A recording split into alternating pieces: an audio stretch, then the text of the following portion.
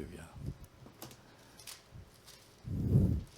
Ça n'arrive pas souvent que j'ai ma Bible en avant. Je me sers tout le temps de mon téléphone, puis mon ordi, mais c'est parce que la Bible, ça a un avantage, c'est qu'on a plus tous les versets ensemble.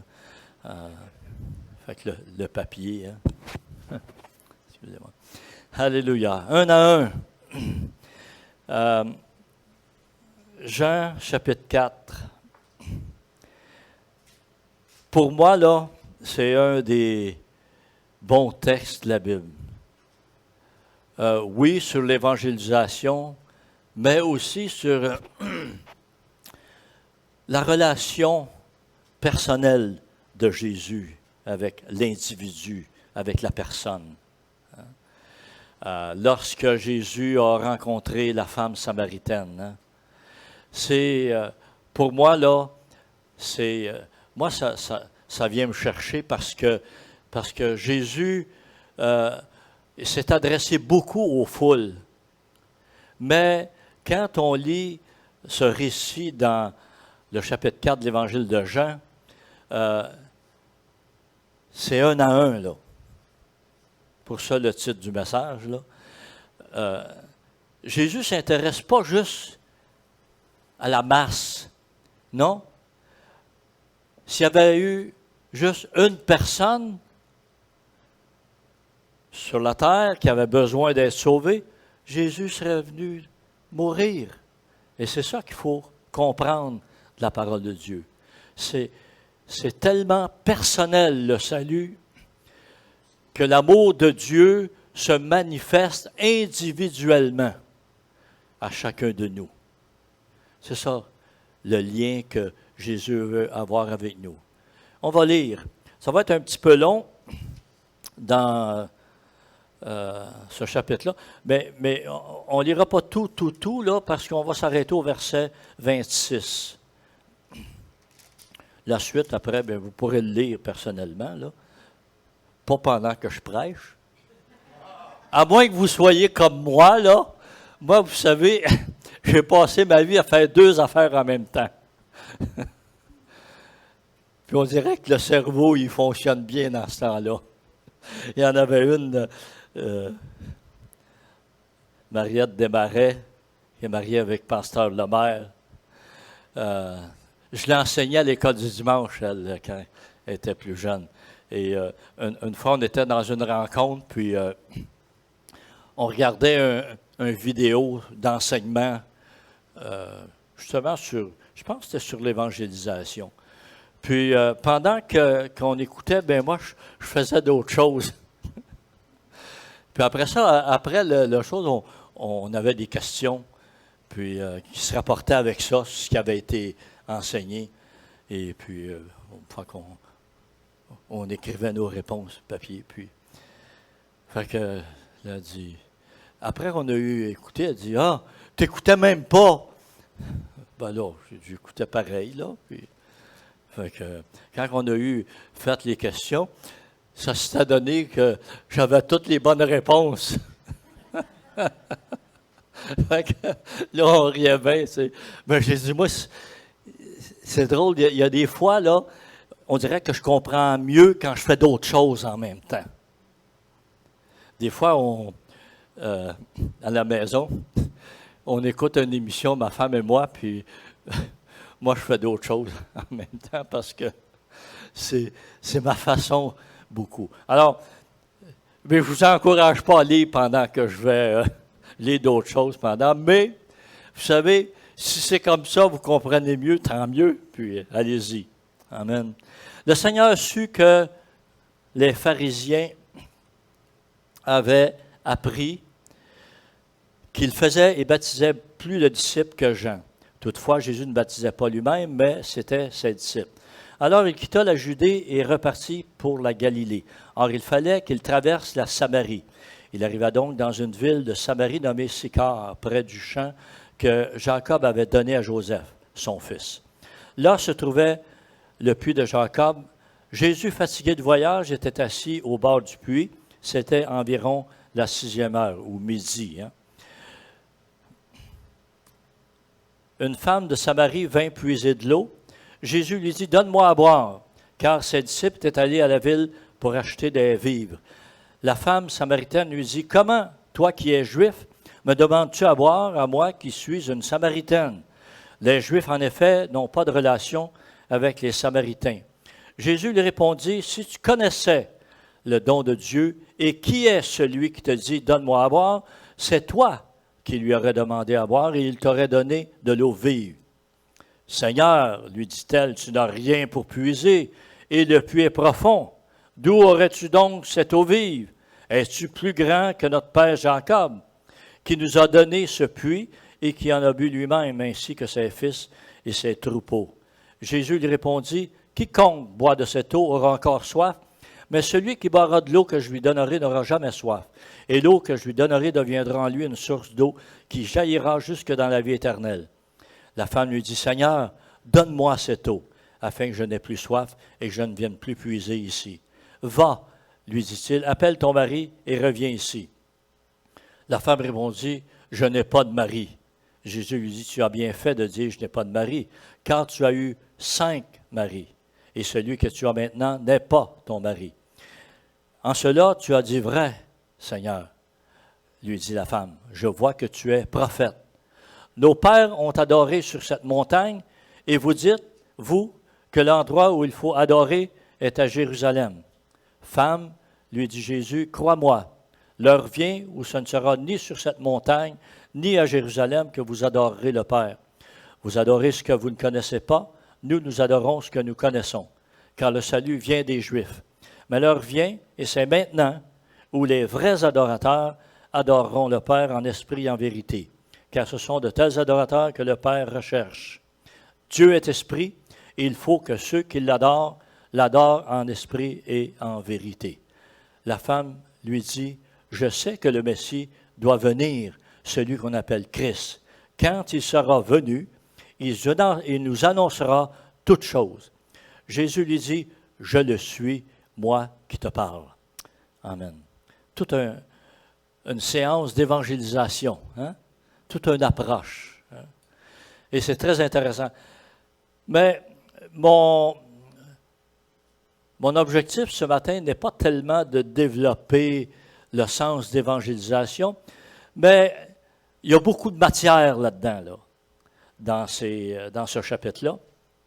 Et je voudrais souligner 3 points qu'on retrouve ici. L'eau, il faut, puis le don de Dieu. Amen. L'eau. Premièrement, l'eau. L'eau, dans la parole de Dieu, on retrouve l'eau à travers l'Ancien et le Nouveau Testament. L'eau utilisée à toutes sortes pour toutes sortes de choses. Hein? Et la première mention qu'on a ici, en particulier de l'eau, c'est au verset 13, Jésus lui répondit, « Quiconque boit de cette eau aura encore soif. » Alors, Jésus, ici, il veut faire ressortir, et ce que l'Évangile de Jean au chapitre 4 veut faire ressortir, l'importance de l'eau pour nous, même aujourd'hui. Hein? Il ne dit pas que l'eau naturelle qu'on va boire comme ça, ah, il y a une bouteille d'eau, merci, je ne sais pas qui l'a mis là. Ah non, moi, je bois l'eau à la température de la pièce, merci. Alors, l'eau qu'on boit naturellement, c'est correct, c'est bon, c'est essentiel. En fait, je pense qu'il y a deux éléments de base pour notre vie physique. On pourrait peut-être dire 3, mais ça se rapproche. Il y a l'air qu'on respire. Il y a un chant d'ailleurs qui est composé là-dessus, qui parle l'air que je respire, mais on fait le lien avec l'air que nous respirons aussi en esprit. Hein? Mais il y a l'eau dans la parole de Dieu qu'on retrouve à travers l'Ancien et le Nouveau Testament. D'ailleurs, quand on retourne dans l'Ancien Testament, on voit parmi toutes les cérémonies du peuple d'Israël qui a été donné à travers l'enseignement de Moïse, on retrouve l'eau, l'eau de purification.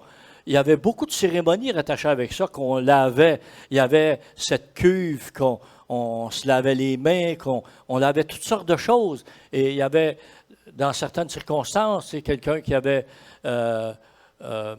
touché le sang, des choses. Il fallait se purifier, se laver. Et il y avait plein de choses comme ça avec l'eau. Et c'est très intéressant.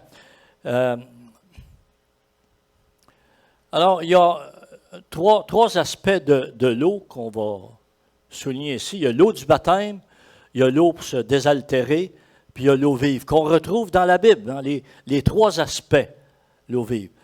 Un verset que je voulais souligner ici en partant, c'est « Il vous donnera dans Jean 14, 16, il vous donnera un autre consolateur qui soit éternellement avec vous, l'Esprit de vérité que le monde ne peut pas recevoir parce qu'il ne le voit pas et ne le connaît pas. Mais vous, vous le connaissez parce qu'il demeure près de vous et il sera en vous. » Hein? Quand on parle de l'eau vive, on parle du Saint-Esprit, on parle de cela.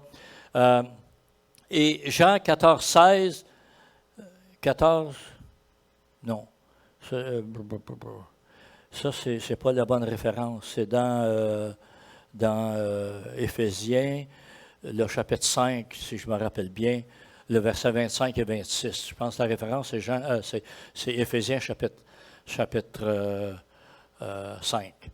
Christ a aimé l'Église, s'est livré lui-même pour elle, afin de la sanctifier après l'avoir purifiée par l'eau de la parole. L'eau et la parole qui sont associées ensemble. Et Apocalypse, chapitre 22, le verset 17, il dit que celui qui a soif vienne, que celui qui veut prenne de l'eau de la vie gratuitement. Alors, la parole de Dieu, il y a l'eau naturelle, il y a l'eau du baptême, il y a l'eau vive. Et on voit que en dernier dans les Écritures, chapitre 22, et les derniers versets, on retrouve l'eau vive, l'eau de la vie que le Seigneur nous donne. Et je pense qu'on parle ici en particulier de l'eau en esprit, de l'eau spirituelle, si on veut, l'eau du Saint-Esprit. Donc, dans l'Ancien Testament, il y a plusieurs endroits qu'on va retrouver l'eau qui est impliquée. Des fois dans un bon sens, des fois dans un mauvais sens. Par exemple, si on pense à l'eau du déluge, les gens auraient pu s'en passer. Hein? Il y en avait un petit peu trop, là. Mais l'eau est impliquée beaucoup dans l'action de Dieu. Hein? L'action de Dieu. Il y a beaucoup de vies, d'ailleurs, qui, selon la science, la vie, à peu près toute la vie viendrait de l'eau. C'est pas ce que la Bible nous dit. Je veux bien croire que la science a beaucoup à nous apprendre et c'est correct. Hein, c'est correct. Il y a beaucoup de vérité dans ce que des hommes de science vont nous enseigner. Mais en ce qui concerne toute la vie qui vient de l'eau, ça, j'ai des doutes là-dessus. Surtout quand la parole de Dieu nous dit que l'homme, Dieu l'a formé de la poussière, puis il a soufflé la vie dans ses narines. Alors, c'est plus que l'eau, ça. Hein? C'est autre chose que l'eau. Hein? Et c'est ce que la Bible nous enseigne. Et je préfère croire la Bible à la science quand c'est mis en contradiction ou quand c'est mis en parallèle. Alors, et dans l'Ancien Testament, donc on a beaucoup l'eau qui est impliquée. Par exemple, on peut penser à Gédéon quand il a choisi ses soldats. L'eau est impliquée. C'est intéressant que c'est Dieu qui a demandé à Gédéon de faire ça, là. C'est comme l'eau est présente dans la vie de tous les jours et l'eau devient importante. Et c'est important parce que là, Gédéon, tu vas choisir à partir de ça, voir comment l'eau est importante, l'eau naturelle pour les personnes, comment donc la vie physique est importante, et on a choisi juste ceux qui étaient prêts, hein, ceux qui étaient aux aguets, ceux qui étaient vigilants pour défendre. Alors, il y en avait 300 sur des milliers. Hein. Il en restait 22 000 à ce moment-là. Là. Et donc, voilà. Alors, dans ça, on voit beaucoup l'eau qui est impliquée. Même à travers le Nouveau Testament, par exemple, dans les miracles de Jésus, on voit Jésus qui va marcher sur l'eau. Hein. Il se sert de l'eau pour démontrer sa puissance. On voit, par exemple, à la piscine de Bethesda, l'eau qui est impliquée. C'est toujours l'eau naturelle, là. Mais Jésus fait un parallèle entre ça et le spirituel ou la puissance de Dieu. Alors, Jésus, la piscine de Bethesda, que l'ange venait agiter hein, pour la guérison. Mais Jésus, à travers ça, il y avait l'eau, il y avait l'ange qui agitait, mais Jésus fait une introduction de lui comme étant la parole qu'il est. Hein? Au commencement était la parole était avec Dieu, la parole était Dieu. La parole de Dieu a tout créé. Jésus vient avec l'eau. On parle de l'eau de la parole aussi. On va le retrouver, je pense qu'il y a un verset, je ne sais pas si je l'ai noté, là. L'eau de la parole. Alors, Jésus vient comme introduire l'eau, mais c'est moi, la parole. C'est moi l'eau, la source de vie. Alors, Jésus va guérir cet homme malade depuis, depuis sa naissance, celui-là, je crois. Alors, voilà. Les miracles de Jésus, les guérisons à la piscine, il y a aussi, évidemment, l'eau changée en vin. Hein? Beaucoup de symboles dans la parole de Dieu.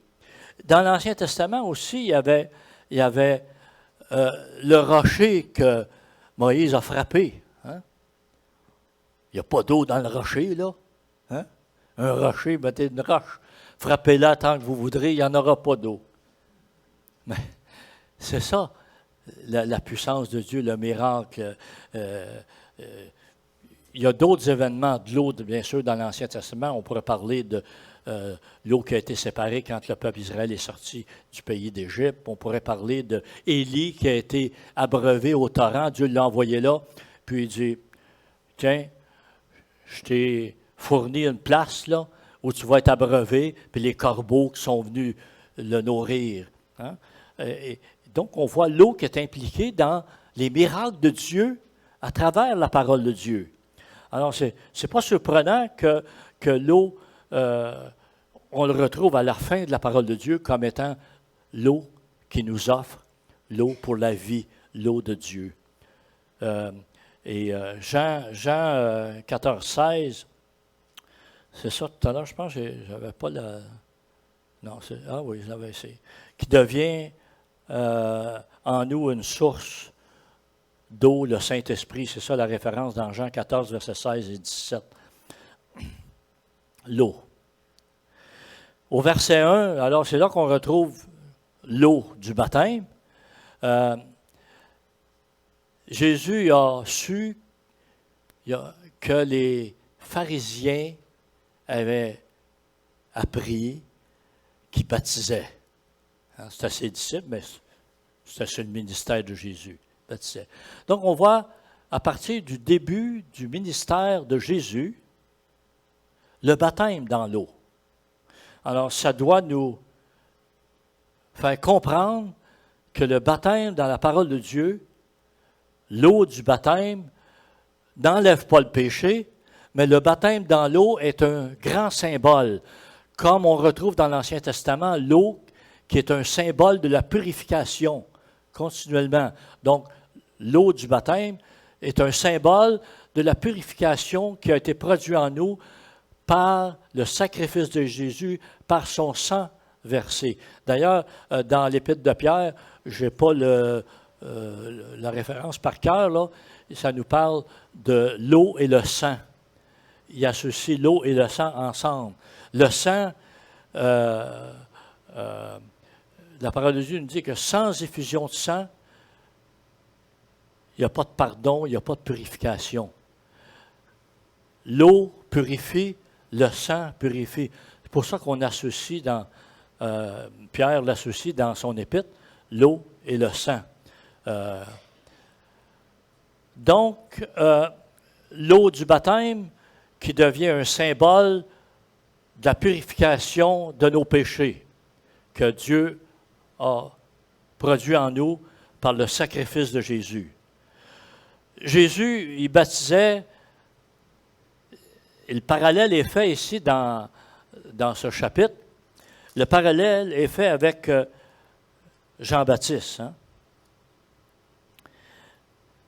Les pharisiens sut que le Seigneur sut que les pharisiens avaient appris qu'il faisait et baptisait plus de disciples que Jean.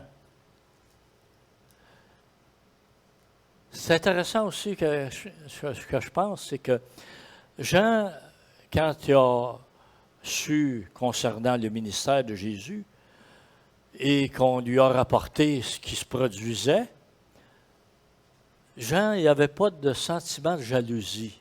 Hein? Et je pense que ça, c'est un message qu'on reçoit de la parole. Dans l'Église, lorsqu'il y a différents ministères, un ministère ne doit pas faire compétition à l'autre par jalousie. Hein? Chacun, Dieu l'a placé à sa place. C'est un à un. Un à un pour le salut, un à un dans notre relation, et c'est un à un dans le ministère aussi. Hein? C'est selon la volonté de Dieu.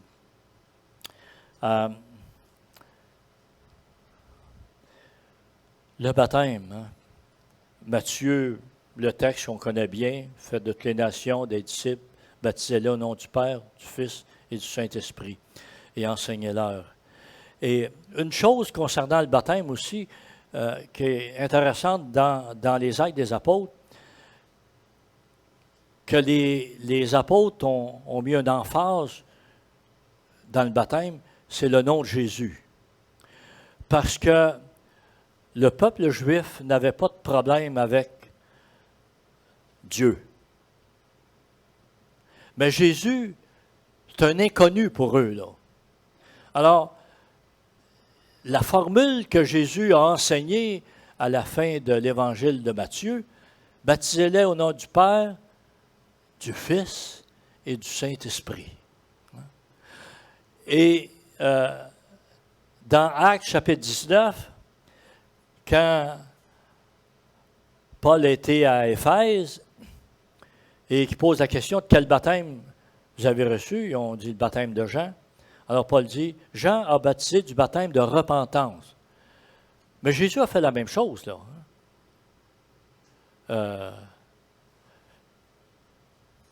Jésus, le baptême, si on regarde dans l'Évangile de Matthieu, avec baptisé au nom du Père, du Fils et du Saint-Esprit, ça a été fait après, si on veut, l'enlèvement de Jésus. Mais Jésus baptisait, il a appelé les gens à la repentance, comme Jean-Baptiste l'a fait.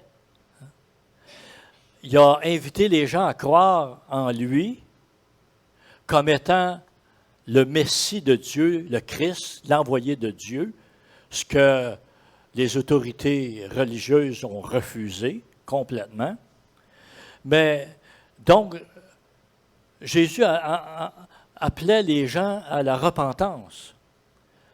De quel baptême avez-vous été baptisés? Baptême de Jean. Alors, il disait au peuple de croire en celui qui venait après lui. Voilà les paroles de Paul à l'Église à Éphèse, au groupe à Éphèse. Alors, sur ces paroles, au verset 5 du chapitre 19, sur ces paroles, ils furent baptisés au nom du Seigneur Jésus. Cela a amené, bien sûr, dans les milieux chrétiens, un mouvement qu'on a appelé Jesus Only, qui était baptisé au nom de Jésus. Mais ce qu'on doit comprendre ici, ce n'est pas une nouvelle formule que Paul a introduite de baptiser juste au nom Jésus. Mais c'était de comprendre que cette formule au nom du Père, du Fils et du Saint-Esprit, c'était au nom du Père, au nom de Jésus, le Fils, et du Saint-Esprit. C'est ça qu'il faut comprendre. Parce que la formule du baptême, c'est Jésus qui l'a donnée. Et moi, je crois que les apôtres, c'est ça qu'ils ont suivi. Paul a mis une emphase en particulier sur le nom de Jésus pour que les gens comprennent que le Fils, c'est Jésus. Alors, le nom du Seigneur Jésus. Et nous, de la même façon, on doit comprendre que dans le salut, c'est Jésus. OK? Il n'y a de salut en aucun autre nom, car il n'y a sous le ciel aucun autre nom qui a été donné parmi les hommes par lequel nous devions être sauvés. C'est ça que la Bible nous dit. Hein? Le nom de Jésus. Le baptême, on se fait baptiser au nom du Père, du Fils et du Saint-Esprit, mais le salut, c'est Christ. C'est Jésus qui nous l'a acquis à la croix du Calvaire. Le baptême, donc, devient important. On témoigne notre acceptation de Jésus comme Sauveur et Seigneur dans notre vie et notre désir de vivre avec lui et pour lui. Amen. Eh bien, évidemment, concernant le baptême, il faut croire avant d'être baptisé. Et après ça, bien, le baptême est possible si on a cru. Il ne faut pas baptiser. C'est pour cette raison qu'on n'a pas de baptême des bébés. Un bébé, il n'a pas la capacité de croire. C'est aussi simple que ça. Pas compliqué là, à comprendre ça. Hein? Je ne comprends pas comment ça se fait qu'il y en a qui ne comprennent pas. Amen. Si tu confesses de ta bouche le Seigneur Jésus et si tu crois dans ton cœur que Dieu l'a ressuscité d'entre les morts, tu seras sauvé. L'autre point que je voulais souligner, c'est le « il faut ». Verset 4, hein, il dit « il fallait qu'il traverse la Samarie ». Différentes raisons peuvent être évoquées pour dire pourquoi qu'il fallait qu'il traverse. Est-ce que la raison, c'est qu'il fallait qu'il évangélise la Samarie? C'est une bonne raison. Mais le verset ne le dit pas. Hein? L'autre, est-ce que parce que dans son esprit, il savait qu'il y avait une femme à rencontrer? J'aime penser que c'était majeur dans sa pensée. Parce que Jésus connaît toutes choses. Hein? Mais le verset ne le dit pas. Hein? Ou était-ce tout simplement parce que c'était le chemin le plus court? Hein? Hein? Non, c'était plus court passer par la Samarie. Les Juifs, justement, ils faisaient un chemin plus long. Ils contournaient la Samarie parce que ça ne marchait pas entre eux autres. Hein? Les Samaritains, en passant, c'était quoi? Je l'ai noté ici, là. Les Samaritains étaient à demi de la race des Juifs. Leur origine venait d'un reste qui avait été laissé lorsque la Samarie capitula en 722 avant Jésus, là, et qui s'était mélangé avec des étrangers importés par les conquérants assyriens. Leur adoration fut contaminée par l'idolâtrie. 2e Roi 17, là, c'est là qu'on trouve ça. Ils avaient essayé d'empêcher la reconstruction de Jérusalem. Donc, c'est pour cette raison que, pour ces raisons, avec les Juifs, ça ne s'accordait pas trop. Et il y avait une division qui s'était faite dans la pratique de leur religion. Mais il y avait, les deux avaient l'Ancien Testament, là. Sauf que, évidemment, les Juifs purs, si on veut les appeler comme ça, eux autres étaient restés attachés à Jérusalem, ce qui avait été donné comme enseignement à travers les siècles, là, à partir de Moïse puis les autres. Là. Tandis que les Samaritains, parce qu'il y avait eu cette brisure, là, ils adoraient sur la montagne. Alors, c'est pour ça que Jésus dit, le salut vient des Juifs, puis ça, etc., ce qu'on lisait dans l'Évangile. Mais Jésus n'a pas rejeté les Samaritains. Lui, contrairement aux Juifs, alors, je pense que ça faisait partie de « il fallait ». Contrairement aux Juifs qui contournaient la Samarie, lui, il n'avait pas de préjugés envers les Samaritains. Comme nous, on ne doit pas éviter certaines personnes, en tout cas, parce que ce ne sont pas de notre milieu. On doit aimer tout le monde égal. Vous savez, depuis quelques années, on se fait dire que les Québécois sont racistes. Moi, je ne crois pas qu'en général, les Québécois soient racistes. Qu'on ait des préférences, comme j'ai souvent dit, moi. C'est par exemple, si moi j'ai une entreprise, puis j'ai un poste à offrir, puis j'ai un de mes enfants ou un étranger, je pense que je vais le donner à un de mes enfants. Est-ce que c'est raciste? Si on appelle ça raciste, bien, je suis raciste dans ce sens-là. Vous comprenez? Et je pense que tout le monde, dans ce sens-là, on fait des préférences envers les femmes, même dans nos relations. Tu sais, nos relations. Moi, je me souviens, j'ai été pasteur à Sorel, commencé à faire l'œuvre en 1970. Je suis parti en 1999 de Sorel. J'ai été là tout près de 30 ans à m'occuper de l'œuvre. On a demeuré de 73 à 99, on a demeuré 26 ans à Sorel. Et dans l'Église qui s'est développée, les chrétiens, j'aimais tout le monde, mais j'avais plus d'affinité avec certaines personnes. Et préférence, ça dépend. Par exemple, comme musicien, est-ce que j'avais des préférences? Ben oui. J'aimais bien mieux avoir quelqu'un qui savait jouer que l'autre qui ne savait pas jouer. Alors, je pouvais me faire accuser que je faisais des préférences. Tu sais. Et à un moment donné, ça dit parce que mes trois garçons jouaient de la musique, à un moment donné. Et dans les critères du ministère dans l'Église, on va regarder différents aspects. À un moment donné, je me suis fait accuser que je faisais passer mes garçons avant. Et j'avais répondu à cette personne qui jouait de la guitare aussi à ce moment-là.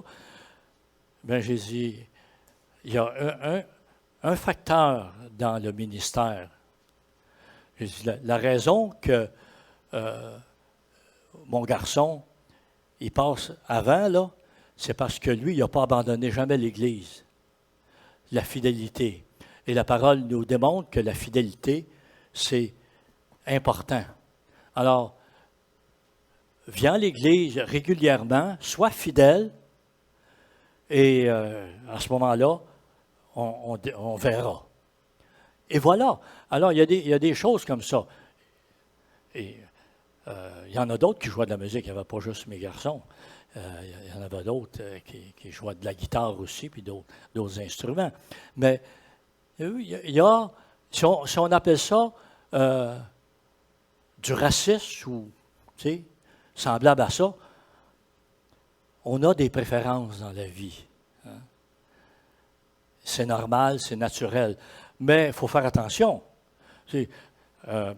Moi, est-ce que, par exemple, vis-à-vis des Noirs, je suis raciste? Ben, moi, j'ai un de mes garçons qui est marié avec une petite Africaine. Je l'aime tellement, puis on a tellement de plaisir ensemble. J'ai aucun racisme avec elle. Je l'appelle ma petite chatte noire en chocolat. Et on est allé manger avec eux autres hier. C'était sa fête hier.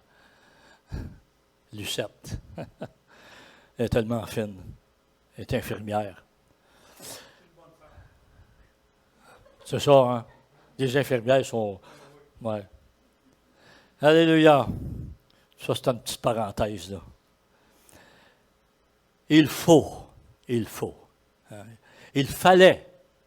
La parole nous montre, par exemple, dans Jean, le chapitre 9, il nous faut travailler tant qu'il fait jour aux œuvres de celui qui m'a envoyé.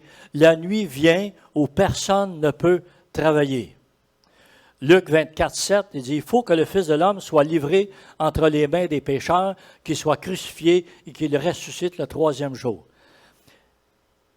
Je trouve des choses qu'il fallait que ça arrive. C'est important pour nous. Bien sûr, l'Évangile de Luc, chapitre 24, verset 7, vous savez, il fallait que Jésus soit crucifié. Si Jésus n'avait pas été crucifié,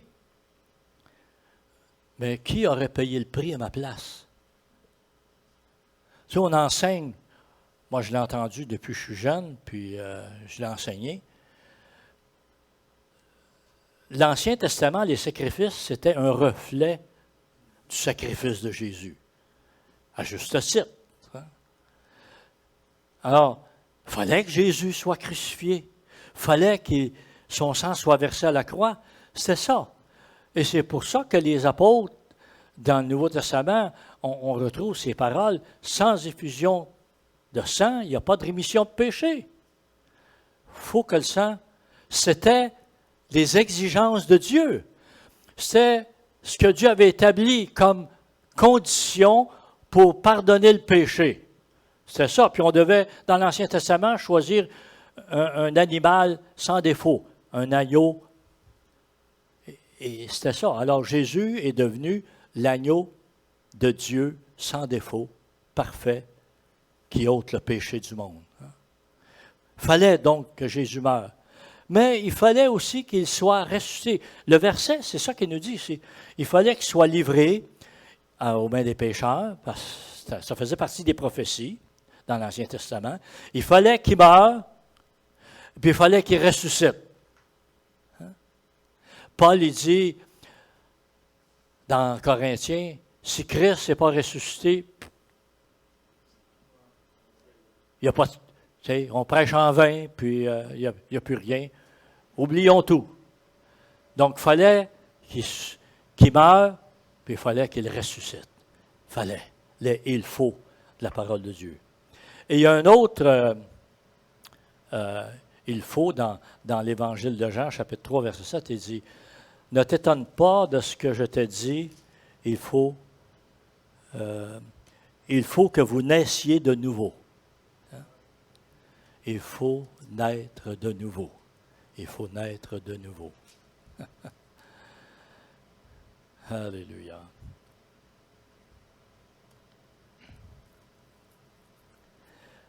Je voudrais juste souligner, ce n'est pas un des points en particulier, mais ça fait partie quand même du 1 à 1. Au verset 6, dans Jean chapitre 4 qu'on a lu, là se trouvait le puits de Jacob. Jésus, fatigué du voyage, était assis au bord du puits. C'était environ la 6e heure. Puis j'ai noté un verset dans Marc chapitre 6 où Jésus a emmené ses disciples à l'écart comme pour relaxer un petit peu. Et la raison que je voulais juste le souligner dessus, c'est qu'on est dans la période de l'été, des vacances. On a le droit de prendre un petit peu de temps pour refaire notre énergie, nos forces, se reposer un peu comme à l'écart. Mais sans oublier le Seigneur et sa parole. Hein? Ça doit être au cœur de notre vie, ça. Ça, il n'y a pas de vacances de la parole. Hein? Il peut y avoir un arrêt temporaire de certaines activités, comme par exemple on a réduit les réunions durant la période de juillet et août, mais notre parole, notre relation avec le Seigneur, on garde ça bien active. Hein? Amen. Le don de Dieu. Puis on termine avec ça. La fin des versets qu'on a lus. Hein? Il y a plusieurs points qui sont mentionnés là, qu'on peut juste souligner comme ça. Jésus, dans cette rencontre de un à un de Jésus avec cette femme samaritaine, il y a eu une progression dans la vie de cette femme par rapport à sa relation avec Jésus. Au début, quand Jésus s'adresse à elle, « Donne-moi à boire », là, elle a été surprise, hein, parce que c'est un juif, puis je ne sais pas comment elle a fait pour reconnaître que c'est un juif. C'est intéressant, ça. Mais j'imagine que c'est un petit peu ça, l'habillement, ou peut-être de la façon qu'il parlait aussi. Mais, en tout cas, là. Et sa réaction vis-à-vis de lui, et moi, je veux juste souligner cet aspect-là pour démontrer la progression dans sa relation. Voyons, qu'est-ce qui te prend de demander à boire? Hein? Ça revenait à dire ça, là. Hein? Qu'est-ce qui te prend de demander à boire?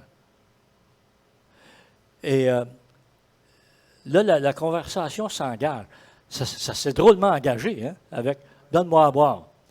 Vous savez, des fois, dans notre façon d'évangéliser, il n'y a pas de formule magique. N'importe quoi. Et quand on voit l'exemple de Jésus, là, « Donne-moi à boire », c'est une façon de... Je ne sais pas si... Moi, je me souviens, plus jeune à l'époque, on faisait du porte-à-porte, là. Et puis, c'était énervant. Moi, il y en a qui aimaient ça, puis j'ai jamais aimé ça faire de porte-à-porte. J'en ai fait pareil, là, mais chaque porte que frappait, là, hein, c'est toujours la surprise de savoir comment on va être reçu, hein? Puis c'est jamais facile de se faire fermer la porte au nez. Hein? Mais quand on fait du porte-à-porte, là, c'est arrivé plus qu'une fois. Puis là, dans notre tête, là, on se dit, bon, je vais essayer ça, hein, m'introduire. Puis on essaye toutes sortes de façons, mais il n'y en a pas de bonne façon. Hein. Alors Jésus, lui, et c'est ça qu'on doit comprendre par ça. L'important, c'est juste d'établir une communication. Il y avait un besoin, donne-moi à boire. Alors, selon les circonstances, on va commencer à parler avec les gens. Bien sûr, il faut ouvrir un petit peu la bouche, là, mais voilà. Puis là, la femme est toute surprise de ça. Puis là, Jésus commence. Hein. Puis, comment toi qui es juif, qui me demande à boire, hein? Puis là, Jésus, il réplique. C'est intéressant de voir. Il demande à boire, puis elle répond froidement. Et il dit, si tu connaissais le don de Dieu,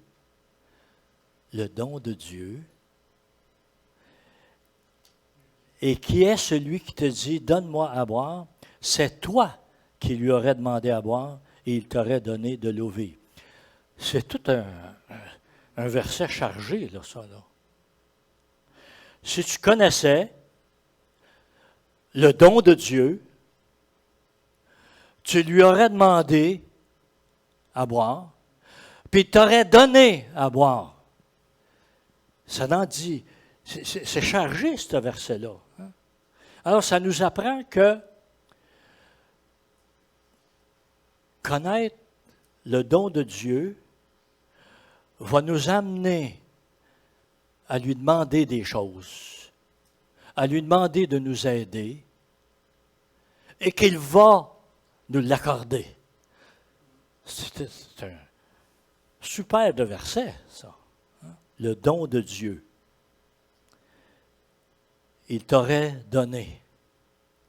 Mais il n'a pas dit de l'eau du puits de Jacob, de l'eau vive, comme de l'eau, pas de l'eau morte d'un puits.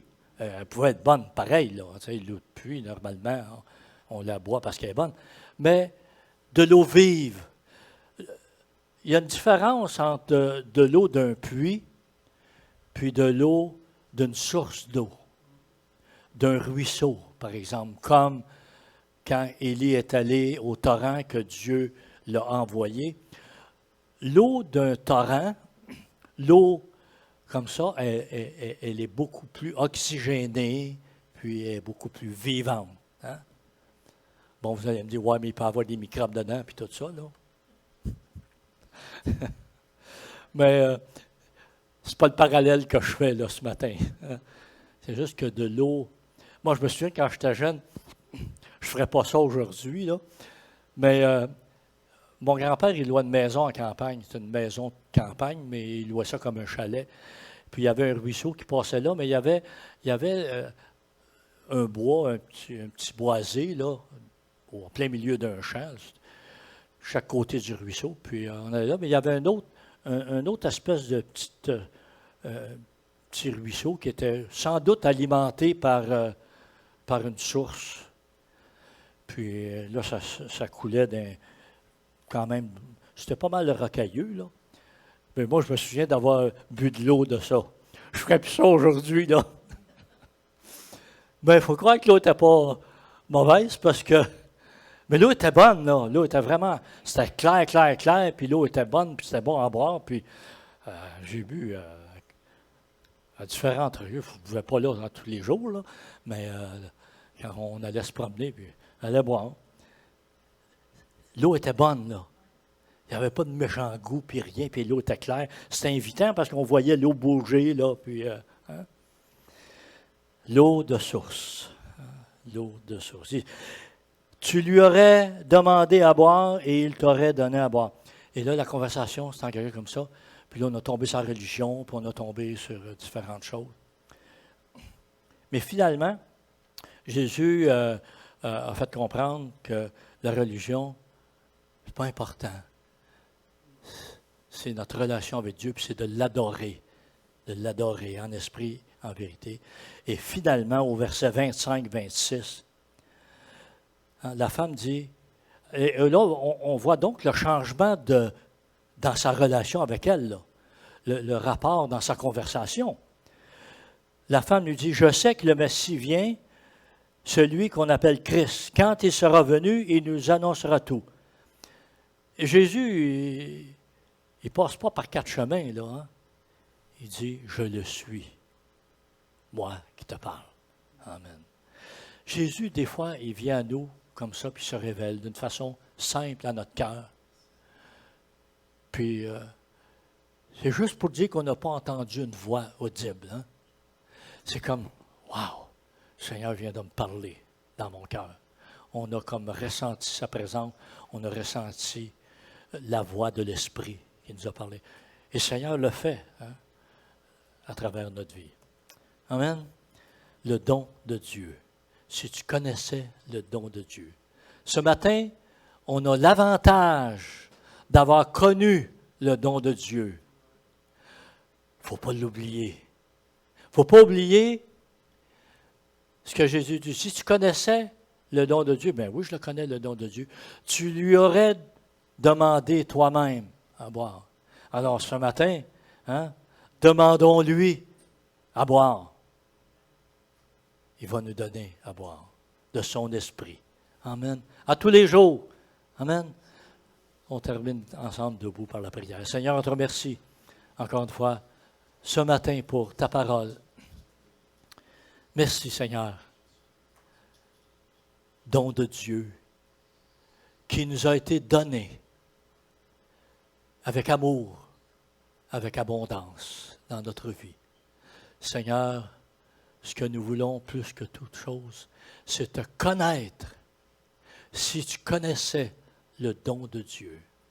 On veut te connaître plus afin de pouvoir être plus près de toi, de faire davantage ta volonté. Seigneur, continue à agir par ton esprit dans notre vie, chacun de nous, Seigneur, un à un.